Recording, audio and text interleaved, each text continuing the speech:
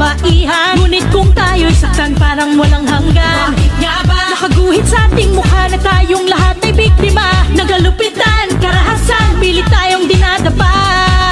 Isang bilyong babae ang babangon, ito na ang ating panahon. Bangon, babae, bangon, ito na ang ating panahon. Itaas ang kamay, itaas ang kamay, at tayo'y lalaban ng sabay-sabay. Bawat tinda, bawat galaw, buong kataway sumisigaw. Bangon, babae, bangon, ito na ang ating panahon. Isang bilyong babae ang babangon, ito na ang ating panahon.